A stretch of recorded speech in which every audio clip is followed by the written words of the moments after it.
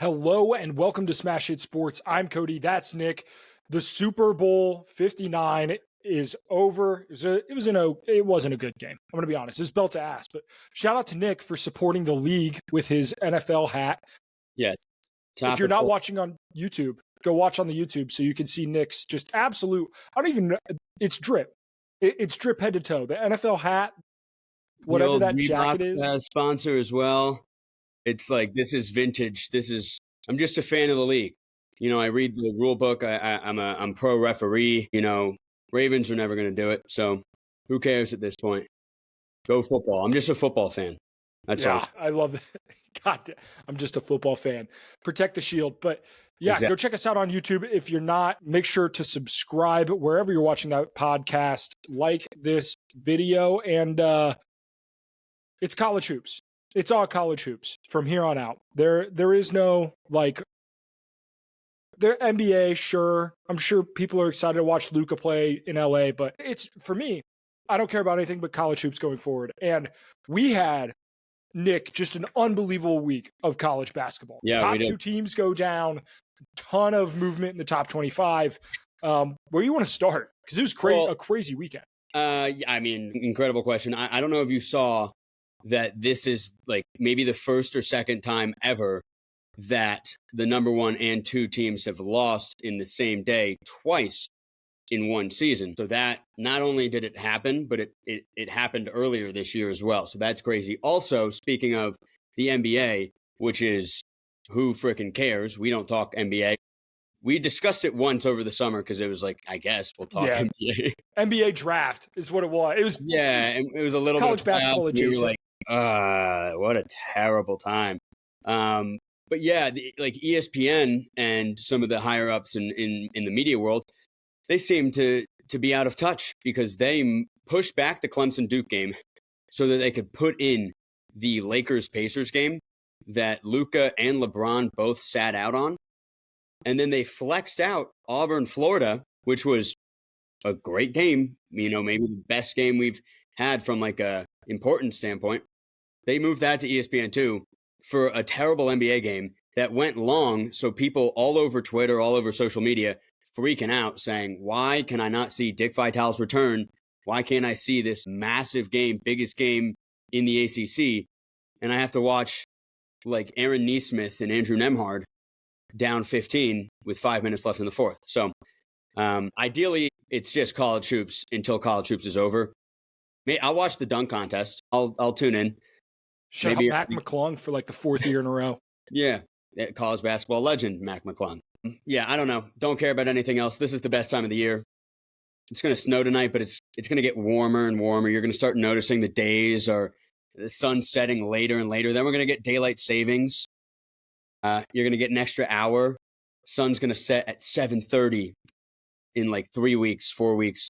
It's going to be like, oh, this is euphoric. The birds are chirping. You smell the bees and the flowers. I can't wait. Wait. Yeah. Well, let's start. Yeah. Where do we want to start? I don't know. You take it. Let's start with your Clemson Tigers. I mean, What a tremendous game. The return of Dickie V. I thought the introduction that they did was great. The stadium cheering for Dick Vitale. I was going to say might have been the loudest that stadium has ever been until just an unbelievable second half, the finish of that game. I thought Cooper Flagg put the fucking dagger into the heart of Tiger fans when he hit that 3. And nope. Clemson fights back. Just a truly tremendous basketball game. Shout out Clemson. That is a huge win.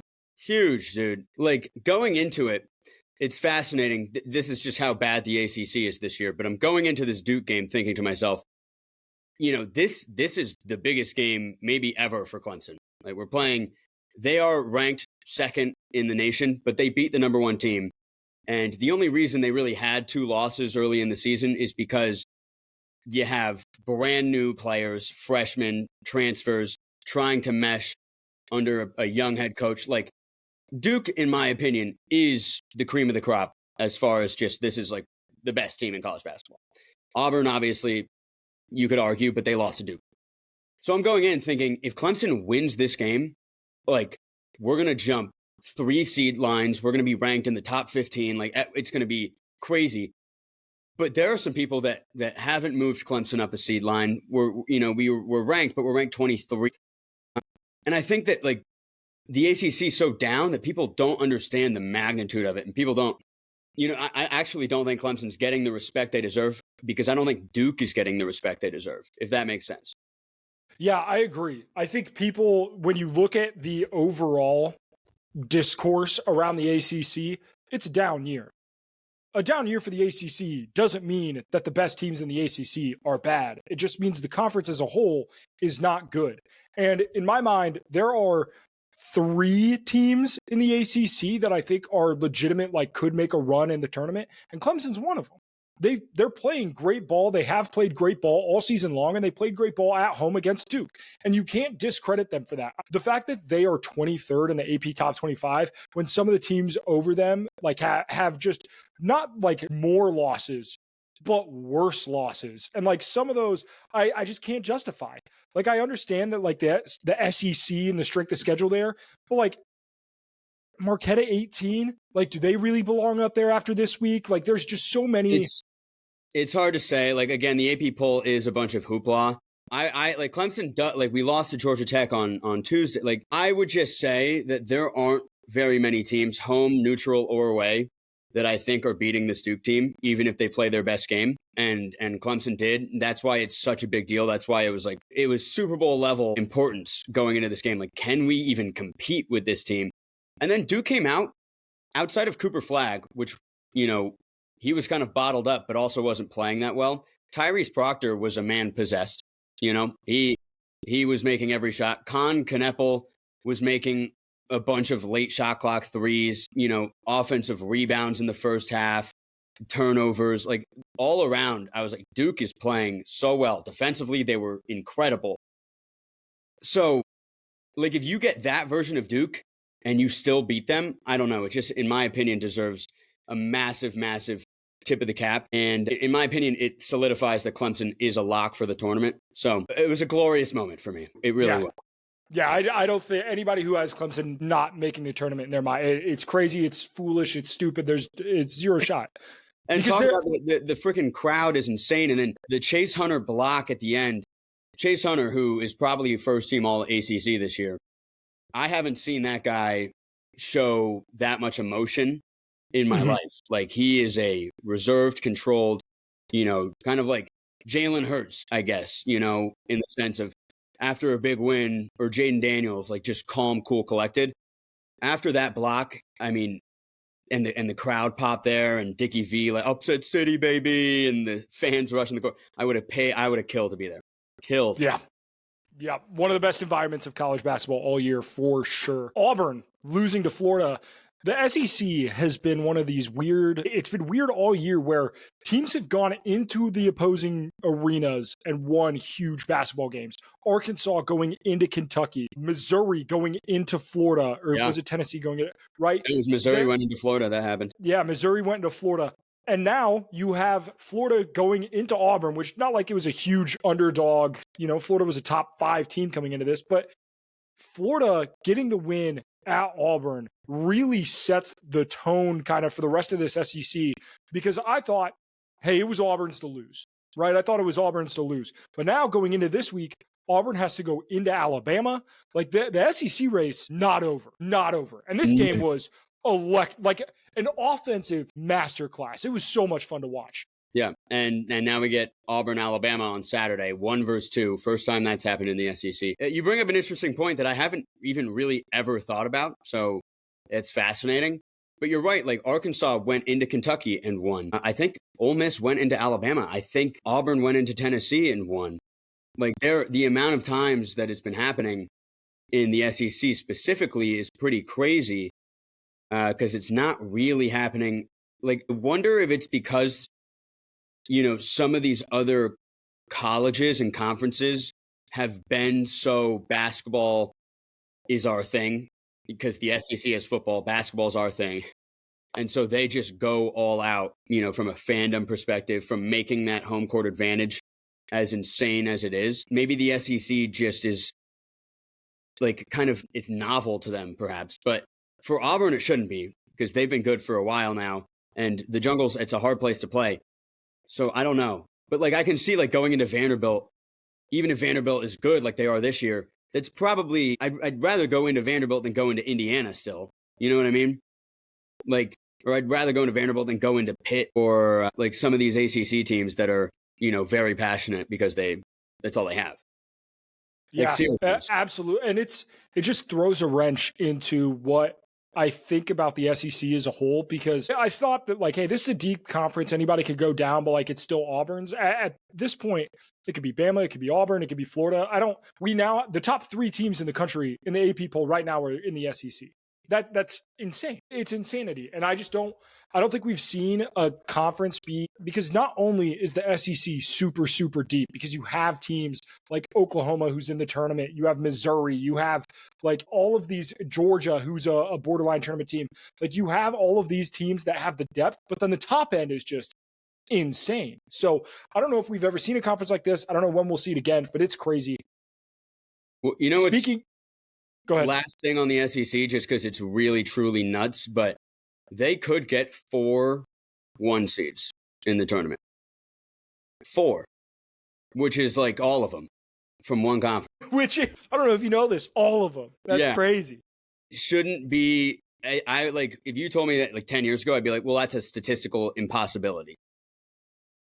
But Florida beating Auburn, and then Tennessee being right there, all it takes is Duke losing to, I don't know, someone weird, and boom, you have 4. That's crazy. All right. But anyway, off you go. Yeah.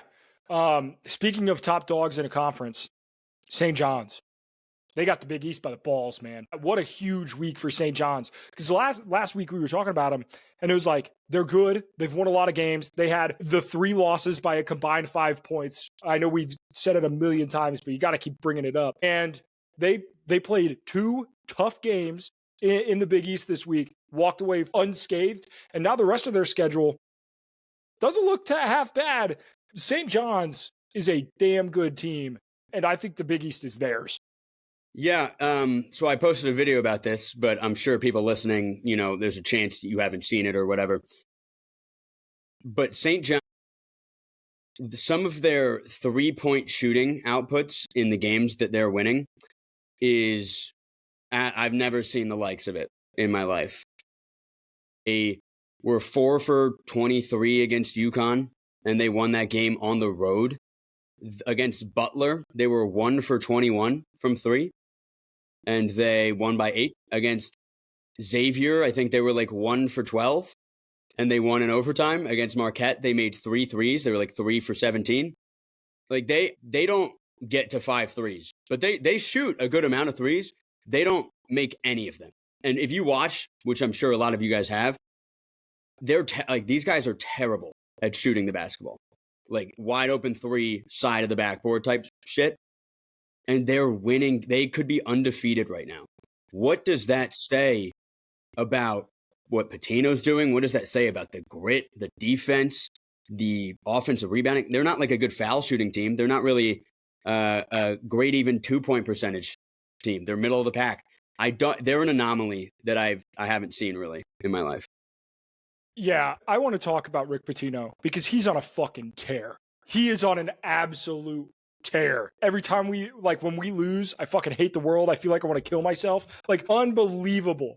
And then when asked, if we were to tell you in, September or whatever it was, the reporter asked that you would be, I think it's like 8-1 in the Big East play at the end of January, like, what would you say? And he's like, I'd say, how the fuck did we lose that one game?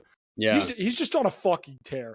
Rick Pitino, love him or hate him, he's so fucking good for the sport of college basketball because this man he's entertaining as hell. And I can't help but I have no affiliation to St. John's. I don't give a fuck about that school, but I kind of root for him because goddamn it, Rick Pitino he's the fucking man. I love it.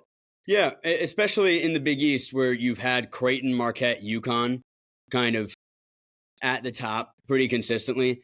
And now St. John's, for whatever reason, is in complete control of the conference, just 1 year removed from not making the tournament. That's a pretty cool story. That's like I'm rooting for him too. I'm sure the entire world would rather see St. John's win the Big East than UConn, Marquette, Creighton. You know, Oh yeah, you give us something new, and it's not only new, but it's awesome because it's Patino and they suck at shooting, and it's just a fun brand. yep, yep. It'll be, I think Dan Hurley didn't do himself favors with the casual basketball fan earlier in this year with all the tirades and the explosion after Maui and all of that. But Yeah, we'll see. Kansas State, we got to mention them. In February, they have a 19-point win over Iowa State and now an 8-point win against Kansas. This Kansas State team, I was like, they stink. Wow, like just the transfer portal did not work out for them. And now they are very sneaky. Like, I don't want to play Kansas State. They're damn good. So it's shocking. Yeah, I eliminated them completely. I said that they were done. I know a lot of prominent Twitter bracketologists eliminated them, and they have on Twitter at least way more followers, so they're getting chirped in ways like, oh, what if and they have no defense. I don't think this has ever happened where a team that is just 0%, 0.0% chance has just out of nowhere flipped the script. So I made a video right after we recorded the pod last week about over the past like 21 to 28 days, what would the bracket look like if that was all that mattered? Just your efficiency. How well are you playing over, let's say, 7 games, each team? Kansas State would be a 2 seed, yet they have like 2 quad 3 losses, a quad 4 loss, and they were like 7-11 or 7-10 when that stretch started. So you have to eliminate them if they're that bad. But you also think that it's not possible for them to be playing better than Tennessee, better than Duke. Like, they're playing well enough to beat 360 teams. And it's not stopping. So I don't know. The confidence, Doug McDaniel, Coleman Hawkins, Jerome Tang's a good coach. He got him to a 3 seed a couple years ago. I don't think they might be able to lose one more game, maybe. So like, this is not like or are they on the bubble? They're not on the bubble yet because you can't, like, bubble teams can afford, like, they're kind of like, oh, they're going to lose, win. Kansas State has to win only. yeah. Aggressively. Well, and we'll talk about them because they actually we don't have that game on the schedule, but they play Arizona on Tuesday. So that'll be Tuesday slate is unreal. We would have had to put like 10 games on Tuesday. We had to limit it a little bit. But yeah, we'll get there soon. Yep. Creighton being all the way back. They another team in the Big East. It's now St. John's and then Creighton at the 2 spot. Ryan Kalkbrenner. He's been playing out of his mind. So shout out to Creighton. They're fully alive in that race for the top spot in the Big East. IU potentially parting ways with Mike Woodson. It's confirmed. It's inevitable. It was inevitable. They've been so bad. He's been bad, yeah. And our friend of the podcast, Ryan Hammer, he's saying it's the correct take, I think, is that too many times when you hire a guy that played for that college or that is associated in a very positive way with that college, it is way too hard to let them go when it's time to let them go. And with Mike Woodson, it's 100% that. You saw it with Juwan Howard. You saw it. I mean, I'm blanking on like the 3 other examples that he mentioned, but what comes to mind for me is like Hubert Davis is kind of in that boat right now where don't be surprised if Hubert Davis isn't fired, even if North Carolina doesn't make the tournament, which is a bad thing because North Carolina, you should never settle for mediocrity, but how do you let go of Hubie D, So Indiana, huge that they actually pulled the trigger. Yeah, it would be insane to have the Indiana job and the UNC job come open in the same cycle. Would be nuts. Yeah. Do you have any leads on who you think might take that Indiana job? Or I've heard like Dusty May keeps getting thrown around, but like, will he leave Michigan? I don't think so. People want TJ Otzelberger, but I don't know why he would leave Iowa State. His wife's an Iowa State alumni. Like, I don't see that ending at any point. Like, they would have to give him crazy money, but like, I'm sure they would. I'm sure they would, but yeah, I'm just really there isn't like a name that like immediately has jumped off the page. Yeah, and well, that's you're gonna get your Otzelberger, your Scott Drew, Yeah. I know Brad Stevens was thrown out because he's an Indiana guy. That'd be awesome. He will be thrown out until he's 6 feet underground. That would be awesome Brad Stevens. to pull him out of, or let him do both. Why not? Be the president of the Celtics. Yes, and YOLO. He's a god. He can do it all. I think Otzelberger honestly makes the most sense just because, Curtis Jones, Tammin Lipsey, some of these guys, like, it's kind of an older team. They don't rely that much on their youth. They're not like this recruiting hotbed. And it's Ames, Iowa. Like, if Indiana doubles the salary and all the players kind of are like, well, we're leaving anyway, I can see it happening. He's a young coach. He could be in Indiana for a long time, Yep. Yeah, I think that would be a tremendous get for them. Last thing on the agenda before we get into bracketology, USF won their Abdur Rahim tribute game in double overtime. So obviously a terrible, terrible story that happened this fall. Amir Abdur Rahim, the head coach of USF, tragically passed away. They had their tribute game for him this weekend, and they won in double overtime against Temple. Fucking awesome game. Like, it was just a tremendous game. I just wanted to shout out USF. I thought it was very well done. I thought the broadcast team did a good job. So yeah, shout out USF, because coming back from that, like, that's a tough thing to do, just mentally, emotionally, everything. So shout out USF. All right, before we get into bracketology, Home Field, their college basketball merch is second to none. Go check it out. Use code Nick15 for 15% off your first purchase at Home Field. The link is in the description of this video if you're watching on YouTube, or in our social media bios. Nick, we got to get to your bracketology. So this is version 7.0. That's and right. I'm gonna throw it up on the screen here. Think we can do it. Come on, give me something here. All right, beautiful. We can see it.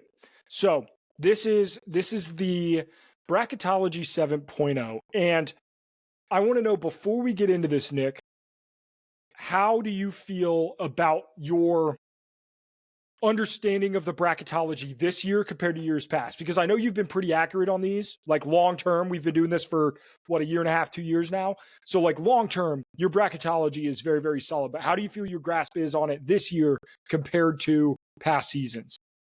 The one thing that I think I've learned, I guess, because I've been doing this, like, just not as publicly, but I've been doing this for, like, my whole entire life.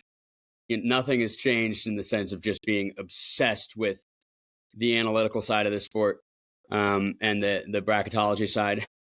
But last year, a lot of people fell into, like, this Mountain West trap because it was so electric, and there were so many teams that were high enough in the net to make it and had seemingly worthy resumes.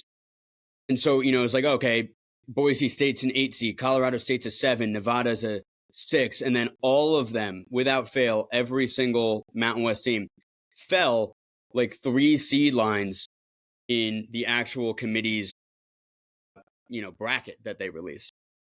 And for so long I was like, why? Like, what is with this disrespect? But what I think it is you have to look at the individual games. Like you have quad 1 games, but not every quad 1 game is the same. A quad 1 game at home against, or on let's say a quad 1 game against New Mexico, if you're Utah State, is different than Clemson playing Duke. But Clemson playing Duke at home, maybe you're playing New Mexico on the road. There are ways that resumes are manipulated that don't make sense. So I think the committee actually looks at the wins you have. So if you have 5 quad 1 wins, but it's against Penn State on the road, and Indiana on the road, and Ohio State at home, and then, like, freaking Boise State on a neutral court, San Diego State on a neutral court. If those are your 5 quad 1 wins, and Duke only has 4 quad 1 wins, are you better than Duke? No, obviously not. So you have to. That's what I've learned. I've taken it one more step up, that I really do feel more confident. It's interesting you asked that question, but I do. Love it. So I just want to go. I'm going to bounce through the big things, and then we'll talk some of the intermediate stuff. The 1 seeds. Auburn, Duke, Bama, Tennessee. 3 of them are in the SEC. And then the 2 seeds are, you have Texas A&M and Florida down there. So of the top 8 seeds of the tournament, 5 of them are the SEC. How did you go about separating some of these top seeds? Because in my mind, coming into this week, Auburn and Duke being 1-2, I guess you have Alabama. But like, what's the line between that 2 seed line and the 1 seed line? Because it seems really close. Yeah, so Florida is practically a 1 seed, but you just can't justify putting them over Tennessee. Auburn, Duke, and Alabama, in my opinion, are pretty clear cut right now. Tennessee and Florida have nearly the same resume. The only difference is Tennessee played a hard non-conference schedule. Florida played a very easy non-conference schedule. They played each other twice. Each team has won once by 20 plus points. There isn't really a way to you can't logic your way into Florida above. But Florida is in any other year 20-3 with a road win against Auburn and a win against Tennessee and all the wins that they have. They'd be a 1 seed. It's just that good of an SEC. Then there's the line, and it gets dicey because Texas A&M beat Purdue, but Purdue has a slightly better resume. Iowa State's probably the worst of the 2 seeds, but all 3 of them I feel pretty confident in. And then you would add Houston, who's a 3 seed. You could, there are going to be some people that are watching this or that you talk to that are like, oh, well, Houston's a 2 seed 100%. No, not necessarily. I would say there are 3. Again, their best non-conference win is like Syracuse or Notre Dame or something. Like they did nothing in the non-con. Purdue, Texas A&M were lights out in the non-con. Iowa State kind of the same way. So, yeah, I would say it's kind of like 5 teams that are 1 seeds and 4 seeds that are 2 seeds. 4 teams that are 2 seeds, and then everything else is kind of chaotic. Yeah, and I feel like the top end of the bracket is pretty solid. And I don't think there's a lot of question marks there. We made a joke last week doing the 6 seed tier, and we put 9 teams in the 6 seed tier. Yes. And that is teams all the way from Kansas, who's at 4, Michigan, who's at 5, to Memphis and Oklahoma, who is at the 6 seed tier that is now, like not close to that. They're at 9. So what does the middle of this bracket look like? Because in my mind, a lot of these 6 seeds are either rising or falling. Like Oregon at 7, they have fallen harder than I think most teams have all season. Maybe UCLA had that 4-game stretch where they didn't look good. But how do you take into account some of these teams just having bad weeks? Because some teams have had them. Yeah, so it's tough. Marquette, for instance, loses twice. And again, Oregon's a perfect example. We can kind of talk about that. But they have lost 5 straight games. But going into this week, they had lost 3 straight games, and they still were 8-4 in quad 1. They were top 10 in KPI, top 15 in strength of record. But they had wins over Alabama, Texas A&M, neutral site games. They beat Maryland. Oregon was a 5 seed before this week. And then they lose quad 1 games on the road at Michigan and on the road at Michigan State. So how do you, 2 quad 1 road games, 4-hour flight away, I feel like can't be punished in its own right by dropping a team 3 seed lines. So what you have to do kind of is treat every week like it's its own week and just be like, how much would a team realistically deserve to be punished for losing what they did this week? Marquette, you only drop them 1 seed line. They were a 3, now they're a 4. I've seen some people drop them to a 5. I don't like that. I think that's wrong. And the same goes for winning. Creighton had a great week, but can you justify Creighton over Oregon, even though right now they are completely opposite on the spectrum? And fun fact, they played in the round of 32 last year, and it was a very close game. But I think Creighton would beat Oregon pretty handedly right now if they played. And they were coming off of a win against, Marquette. They beat St. John's earlier. But Oregon still has the slightly better resume. They still have the 8 quad 1 wins. And Creighton, they can't jump Clemson. Clemson beat Duke, right? You can't, like, that Duke win means more than that Creighton win, Marquette win at home. Louisville and Maryland have better metrics, better resumes all around than Creighton does. So Creighton has a great week, but you don't move them up, even though they would be in that 6 seed category 100%. Mhm. It's weird. It's fluid. It's interesting. You could have a team like Texas Tech lose, 3 straight and plummet, and then win 3 straight. They're right back up.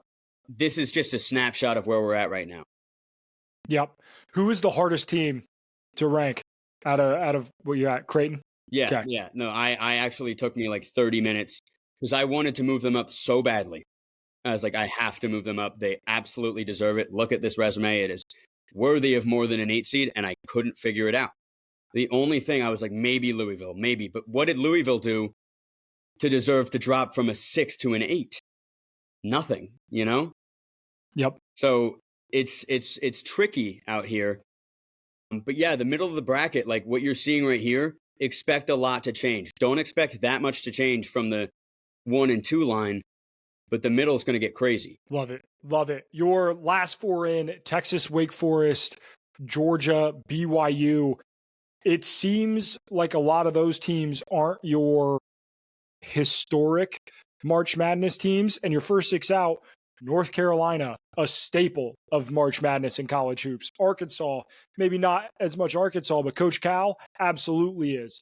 How much do you think the committee will look into, well, it's North Carolina versus the product they actually have put on the court this year? Yeah, I don't think that the selection committee is pretty good about not falling victim. You could argue last year people were really upset about Virginia getting in over Indiana State. And people were claiming it's, Tony Bennett, they won an ACC team in, it's a big media market, blah, blah, blah.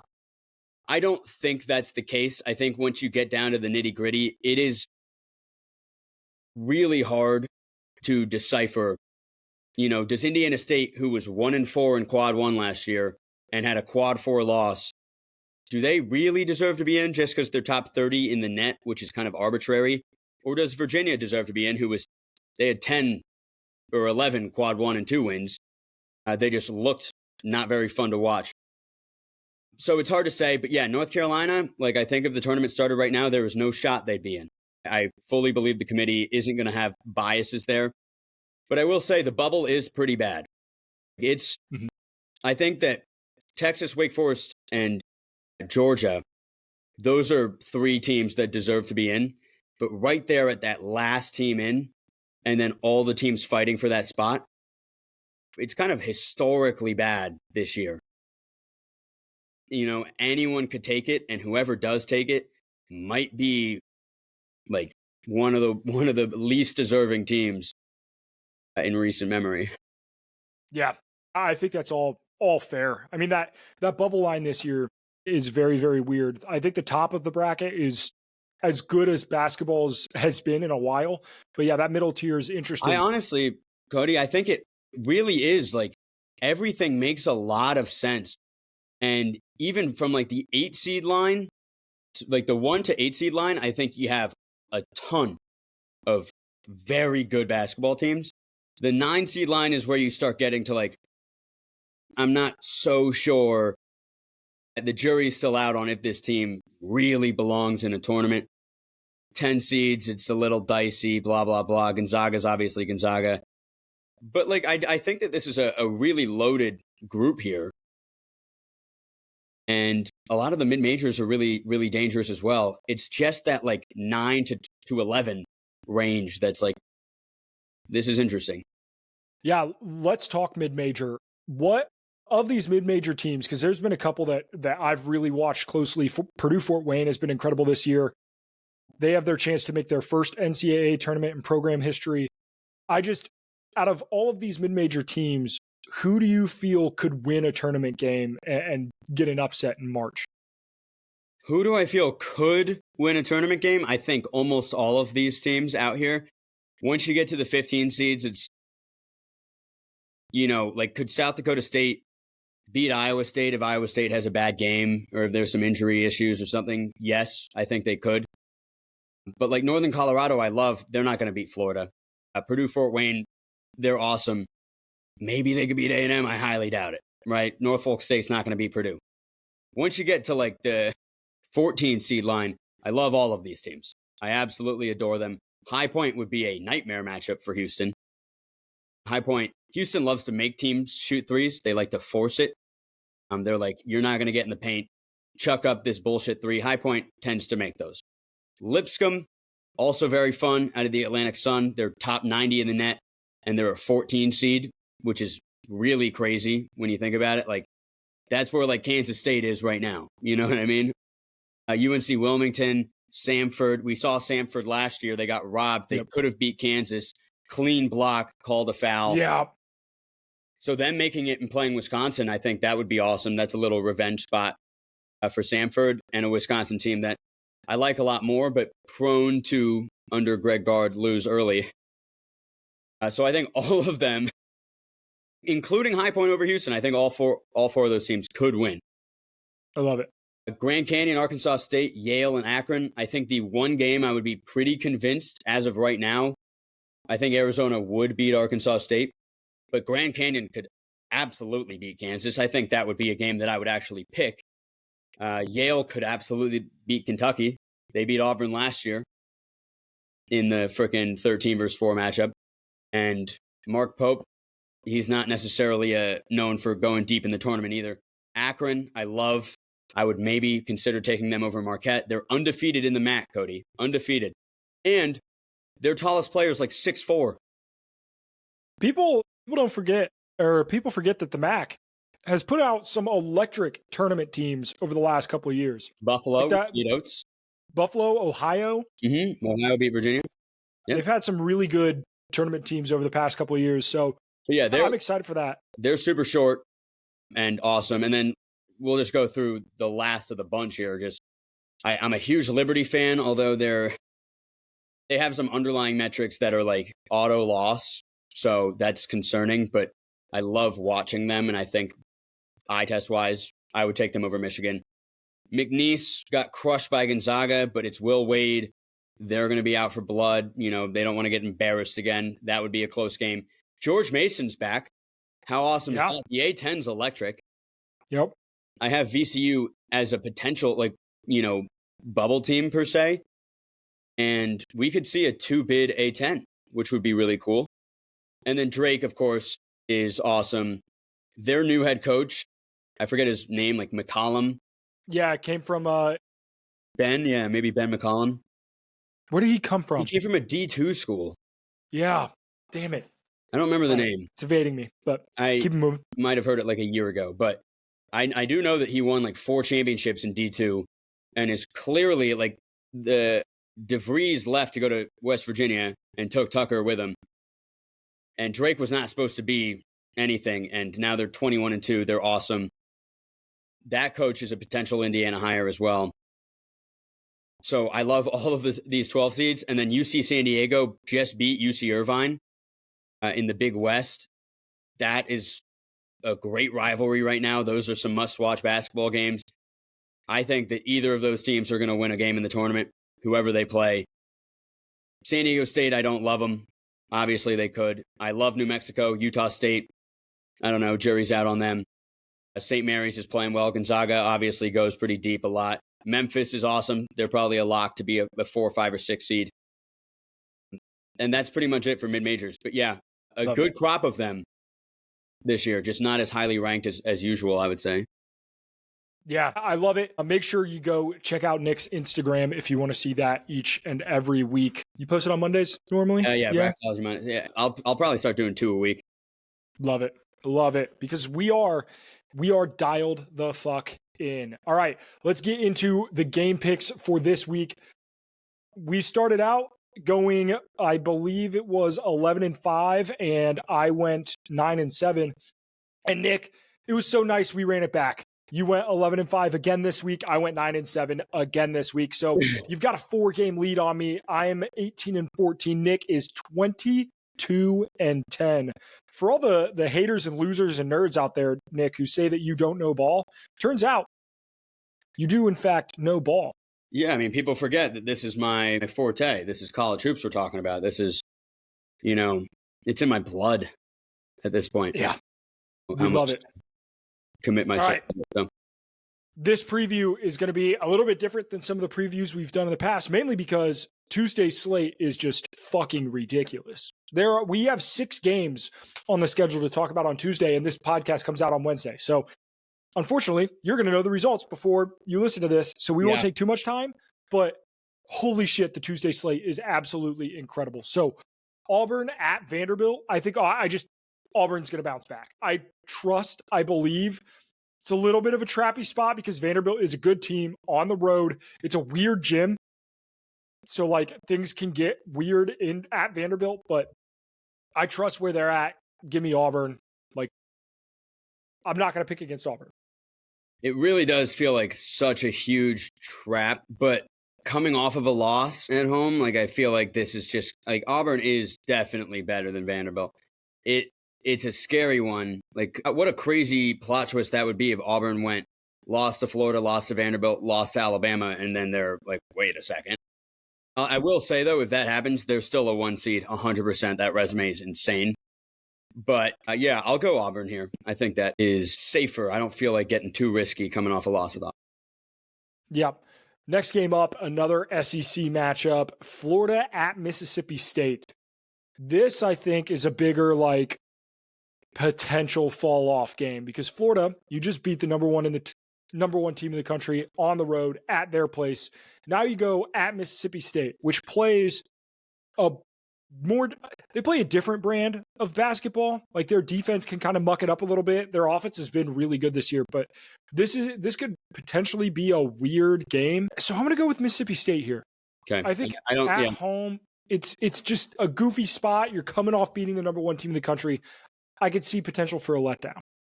I don't hate the logic there at all. Mississippi State is the one and only team on my shit list for the rest of the year. We put them in the mega ass tier during our tier list. We did. That may or may not have been my doing. I can't stand them. They are so unpredictable, whether it's going to be just pitiful basketball or absolutely electric, incredible, beat Florida by 15 basketball. I hate it.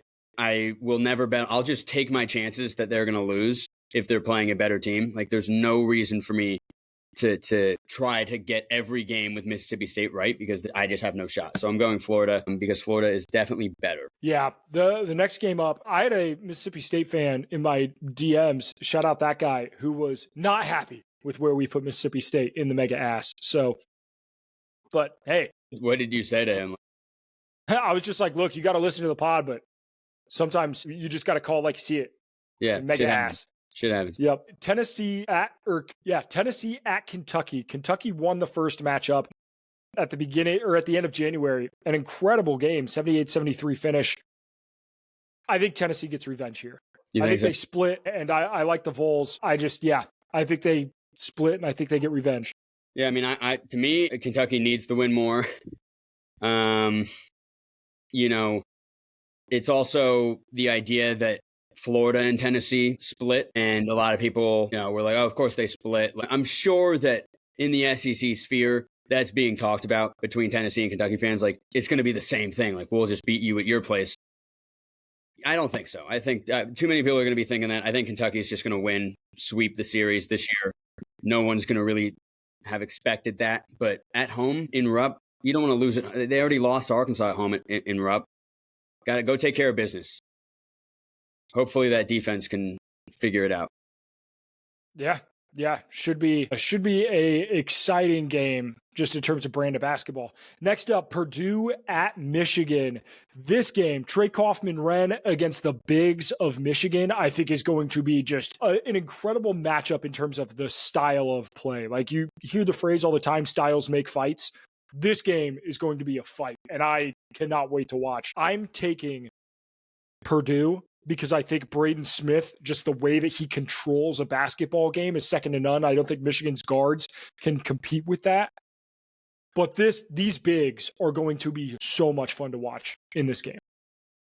This one's very tricky. It's Purdue on the road against a team that's like they're ranked. I feel like if Michigan was like slightly unranked, then I'd be all over Michigan here. I could see Purdue winning this. It does feel like this is absolutely a spot where they would drop a game. They've been playing really well. Big Ten is more competitive than it would seem if you looked at their schedule. I might need to see like what's their future schedule look like. Do you mind looking that up for me? I feel like it would be easier for you. Whose schedule? Purdue, like after Michigan, who do they play? So Purdue's schedule, they play Wisconsin at home on Saturday, and then they go on the road against Michigan State on Tuesday. So their next 3 games are at Michigan, Wisconsin at home, at Michigan State. Just a real tough stretch for the Boilermakers. Exactly. So, like, could they win this and lose the next 2? Sure. Win this, lose 1, win. I know a loss is coming for Purdue. That makes it even harder. I'm just going to go with Michigan. I can hear my intuition voice inside saying, just take Michigan. So I'm going to do it. But fair enough. UConn goes on the road to Creighton, just your classic Big East matchup. I'm interested to see how this game goes because UConn, a little bit of up and down, right? They lost to St. John's on Friday. Now they have to go on the road at Creighton, who, if you were to ask me in December if this Creighton team was going to beat UConn, I'd be like, absolutely not. But if you're going to ask me now, after Creighton has rolled off several great, actually, they haven't lost in a while. Creighton has been on an absolute tear. Their last loss came January 3rd on the road against Marquette, is Creighton's last loss. They have been perfect since then, and I think they're going to remain perfect. Give me the Blue Jays against UConn here. I'm going to take Creighton as well. And I would take UConn here normally just because Creighton's getting so much media publicity now about this streak. You know, Duke was on this big streak, and of course they lose. Auburn's on this big streak. Of course they lose. It tends to happen. But UConn going into Creighton, even when those UConn teams were winning it all, like these past 2 years, the at Creighton game was always a hiccup spot for them. Always. Like, it's just Dan Hurley does not like playing there. And Greg McDermott kind of just has his number when he's at home, for sure. So, yeah, like, no reason to stray against the pattern right now. Creighton's playing amazing. Yep. And then the last game for Tuesday, we have Illinois and UCLA. What a slate. Great way to cap it off. But UCLA going on the road to Illinois. We've seen these West Coast teams struggle a little bit traveling, but what do you think about this game? Because I don't know if I have a strong feeling on it. Well, so these would both be 6 seeds if, you know, my bracket was correct and it came out today. I think Illinois needs to win more. And I think Illinois, I do believe, can win on the road. Or they're at home, actually. So, yeah, I'll go Illinois if they're going to be at home. Illinois certainly, in my opinion, could use a win. But UCLA is playing fantastic basketball. It's just like this is such a clear spot for UCLA to just drop one. Nobody cares. They don't even move a seed line for losing. That feels pretty clear to me. Yeah, I'm so 50-50 on this matchup that I'm just going to go with the opposite of what you have just for the sake of the pick'em. So I'm going to go with UCLA here. But like, yeah, Illinois could use a win. Mick Cronin has these boys on a roll, but they did have that streak where they weren't playing great ball. Are they completely over that? Don't know. Yeah, give me the Bruins. Wednesday, not a huge slate. Oklahoma at Missouri. Oklahoma, Nick, is such a weird team because they're non-conference. They went undefeated in the non-conference, but they didn't like play anybody that great. And now that they are in the thick of SEC play, they have dropped a handful of games. Going on the road at Missouri is going to be tough. Yeah, I mean, it's hard to because Missouri's coming off a loss to Texas A&M. So, like, Missouri's going to be pretty eager to win. But, like, Oklahoma, at what point does Oklahoma, like, have too many losses in conference to be considered? I will say, like, in their non-conference, they do have some big, like, they beat Arizona. They beat Michigan and Louisville. They beat Louisville. They beat Michigan. They beat Arizona. So those are 3, like, top 25 teams right there that they beat. And they were undefeated. Like, so I would say I am impressed. They also, I mean, they beat Georgia Tech. Clemson couldn't do that. They beat Providence. That's not like a good Providence team, but they were undefeated with a hard strength of schedule. But golly, yeah, it's they have 3 wins in the SEC right now. And I just can't picture this being one of them. So I'll go Missouri, but I do hope Oklahoma makes it. Jeremy Fears is fun. Yeah, It's tough. It's tough. Their last road, they have one road SEC win all season, and it's against Arkansas. Like, I just don't see them getting it done against Missouri. So I'm going with the Tigers as well. Thursday, Maryland at Nebraska, which Maryland and Nebraska they both had a big week, if I'm not mistaken. Maryland lost to Ohio State on Tuesday, but then they beat who? They beat Rutgers. Yeah. Yep. So Maryland Rutgers lost to Ohio State by 3. Yeah, that was an incredible game. Ohio State just a clutch 3, 10 seconds left to win that game. But Bruce Thornton. Yeah, I don't know. I'll probably go. Maryland just can't win on the road, man. They just can't do it. So I'll go Nebraska. Nebraska's been a fun team. Like, I love the whole Nebraska ball thing. They beat Ohio State yesterday. But like, they've beat up on some teams in recent weeks that like Washington is not that good. Oregon, I think, is overrated. And they beat Illinois at home. I guess in overtime. Overtime. Bryce Williams is playing crazy. Like, Nebraska is capable of beating plenty of people. But I would say, like, Nebraska probably loses here if it's not for Maryland. It's classic frickin' Maryland. It's Kevin Willard. Like, they just don't play well on the road. It's just what they do. Yep. Well, with that being the case, then I will take Nebraska. You talked me into it. Moving on to the Saturday slate. That was Thursday. Friday, not a whole lot of action going on, but the Saturday slate is incredible. 7 games here, starting with Wisconsin at Purdue. Huge game for the Big Ten. This Wisconsin team, their offense is a lot more fun than it's been in years past. I think they are an exciting watch, but is that enough to get the win in Mackey Arena? I can so see it. That's the problem. Like, Purdue playing Michigan, Wisconsin, and Michigan State. It's jumbling my brain because I know that loss is coming. Do I double down and just pick against Purdue twice in hopes that I get one of them right? Maybe.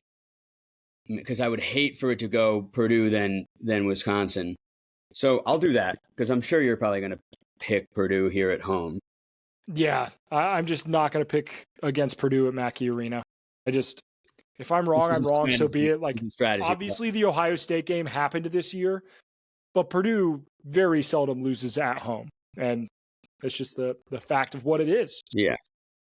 Give me Mackey and the Purdue Boilermakers Boiler Ball. Houston at Arizona. Huge game for the Big 12. I love Houston in this spot because I think that they are going to put Caleb Love in a fucking blender. If you pressure him, I think he cracks. Give me the Cougars here. I think this is a decisive win. I think Houston they haven't played, like, they won by 10. I think they played Colorado on Saturday. Like, they won, but it wasn't like a decisive has been cake. Like, it's going to start heating up. Like, we're going to be talking a lot of Houston basketball in our game picks because they just really haven't been they've just been outside of the Texas Tech game, which was awesome, and Kansas. But it's going to heat up for Houston. They're going to have road games against the tough Big 12 teams, like whoever it is, it doesn't matter. But yeah, I do really like Houston in this spot for pretty similar reasons. I think Houston's a nightmare for Arizona. There are some teams that I like against Houston. Arizona's just going to be chucking brick after brick. Houston could win by 30. Yep. Another Big 12 matchup, West Virginia at Baylor. Yeah, so this is big. This is 2 like 8, 9 seeds. They're not locked into the tournament by any means. At Baylor makes me think that I should go Baylor here. I do think Baylor's a better team, and DeVries is out for the year, so I'll go Baylor. But West Virginia is hungrier, I bet. Yeah, I'm also going to go Baylor. I like West Virginia. They've been, in my mind, a surprising team this season. I didn't expect us to be talking about them that much at this point in the year. However, I think the train, like you said, the DeVries injury, like I think the train is just starting to fall off the tracks a little bit in West Virginia. So I'm going with Baylor as well. Next game up, it's the crown jewel. It is the cream of the crop. It is the creme de la creme. The number one Auburn Tigers going on the road against their storied in-state heated rival, the Alabama Crimson Tide. Absolutely. This is a storybook matchup. It's incredible. 1 versus 2 It is Iron Bowl right here. Incredible. I can't believe it's happening. It does not get better than this. It doesn't get better than this. No, it doesn't. Again, I mention this game every now and then because of how much I loved it. But Kansas, Oklahoma, 1 versus 2, conference play 2016. Frank Mason, Perry Ellis, Buddy Hield, Jordan Woodard, triple overtime, game of the year. This could be that, 100%. This is, Auburn is the best team, but Alabama is an unstoppable force offensively. And they're not good enough defensively that Auburn's going to keep up. So it's just going to be punch after punch after punch, must-watch basketball. Yeah, cannot wait for this one. I'm going to go with Alabama. God damn it. I was hoping that you would pick Auburn because I really like Alabama in this spot. And I'm going to have to stick with my gut. I'm going to go with Alabama as well. But I don't like that we are both picking the number one team in the country to lose. Good. I'll take Auburn then. That's fine. All right. Well, That's fine. That was, I like both. I like both equally. And honestly, if I really were to think about it, I actually might like Auburn a little bit more just because of how many people have been looking towards this game and preparing to take Alabama, because when is Auburn going to lose? That's the spot. Auburn loses to Florida. Alabama is kind of on this heater. Like, Alabama's hotter than Auburn is right now. So who's due for the loss? Alabama, probably. That was it. Hey, if you're a young person trying to get into the sports commentating game, that was a masterclass in the fucking spin zone. Yeah. That was a masterclass in an absolute backtrack, twist it, turn it around. Yeah. Beautiful. Yeah. Hey, artful work there. Nick. Yeah, I have the premium spin zone badge. That's and it's equipped. That is genuinely like, for real. That's my daily life. So it just spin zone and shit all the time, I guess. Incredible work. Another in-state rivalry, the Egg Bowl, Mississippi State, Ole Miss. This game is going to be great. However, I like the way that Ole Miss plays here. The way that they force turnovers, I think the Mississippi State offense can be fun, but I do think that they have a tendency to put like their shoes on backwards sometimes. Like they make a couple mistakes here and there. Ole Miss really, really like accentuates your mistakes. If you make one or two, they'll make it 4 or 5. Like, that's just how they play defense. I'm going to take Ole Miss here. Chris Beard and this team, like, defensively, offensively, they're a lot of fun to watch. Like, they transition well. Give me the Rebels. Yeah, I'll go Ole Miss as well, just because until Mississippi State can show me, like, if I watch both of their games this week and I kind of can get to an understanding of them, then I can start picking them. But they've sold me like 4 or 5 lays this year where I've just needed them to win. And I'm like, why do I keep doing this to myself? So they're on my shit list. Have you seen the new On3 graphics where it'll just put like a word at the bottom and it'll be like, suspect, or like, I just want to put a picture of Mississippi State basketball and then in the bottom just be like shit list. And it's just Mississippi State, just for you. And then in small print, the Mississippi State basketball team is on Nick Bateman's shit list. Yep, love it. Breaking news. Breaking news. All right, Michigan State at Illinois. I feel like Michigan State is just, they're due. And then Coach Izzo just keeps being Coach Izzo. He's so good. Congratulations to him, by the way, for getting the record for most wins as a coach in Big Ten history, surpassed the late, great Bobby Knight. So I got to go with Michigan State, but God damn it. It would not take much to talk me into Illinois here. It would take literally nothing, and I would do it probably. All right, well, I'm taking Illinois, so hopefully that doesn't sway your mind, but I am. I'll take the home team in that matchup. Illinois has been shit on a little bit, but they're very, very good. So wouldn't surprise me if they have like a big week and they beat Michigan State and they beat UCLA, and then it's like, oh wow, Illinois, like they're back finally. They're playing how they should. It wouldn't surprise me if this is that week. So I'll take them twice. Nick, I'm going to let you take the reins on this next game. Wake Forest, SMU. Huge tournament implications, huge ACC implications. This game's important. Yeah, this is a quad one game for Wake Forest, not for SMU. That's just how the ACC works.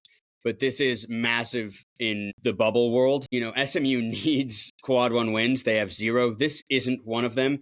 But this is what I was talking about earlier, where you have to look at the games. Because if this is a quad 2 game that isn't even close to being quad 1, I think the committee is going to look at this in SMU's favor if they win as more quad 1 than it is quad 2, in the sense of like, yeah, you've beat a good team, and this is like a massive, like, Wake Forest is going to give it their all, because guess what? They have 1 quad 1 win. So they need this as well. I think you could argue loser leaves town. If you're Wake Forest, a quad 1 loss isn't going to kill you. But if you're SMU, you can't lose this game. You just can't. So I feel like I have to go SMU in this spot for that reason. Like, you just can't. Like, this is their one chance to get in, is this, and then they host Clemson at 1.2. I like that logic, so I'm going to ride SMU with you. Hey, boys are back in SMU this weekend. Let's go Stanks. Right? Pony the fuck up. Chug it. Sunday, an incredible matchup. Last game on the pick'em. Creighton at St. John's, the top 2 teams at the moment in the Big East. A huge week for Creighton. Obviously, they play UConn earlier in the week. Then they go on the road against St. John's. I like Creighton here. I just think St. John's they're due for one, right? And Creighton gave them their only conference loss up to this point in a 1-point win earlier in the season. The way Creighton's playing, the way Kalkbrenner's playing, I just don't know if St. John's has the size to deal with that. Give me the Blue Jays. All right. Well, as tradition in this podcast goes, whoever you pick in the last game, I'll pick the opposite. So, God damn it. I'll go St. John's. I am 50-50 on this game. Part of me is like, there's just no way Creighton can keep going. But St. John's is the same thing, right? That's like the 2 hottest teams in the country meeting up and bashing heads, assuming Creighton beats UConn. So, yeah, I don't know. St. John's with a win against Creighton, and we could talk 2 seed for St. John's, are we going to start talking 2 seed St. John's? We're going to talk 1 seed? Surely not. So, I don't know. I'll take St. John's, but I'm prepared to be wrong. Yep. Should be a great weekend of college hoops. As always, make sure to like and subscribe. I do want to say, before we get out of here, thank you to everybody who listened to last week's episode. We must have done something right, Nick, because that is our 2nd most watched episode ever outside of last year's tournament preview. So, yes, 2nd most watched episode in the history of the podcast. I appreciate the hell out of that. Nick and I are excited to do some college basketball shit and really make a run at being maybe the best college sports podcast of all time. I think is probably the We're on our way, end goal. We're on our way. Yeah, but we appreciate each and every one of you. Thank you guys so much, and we will see you in the next one. Sayonara.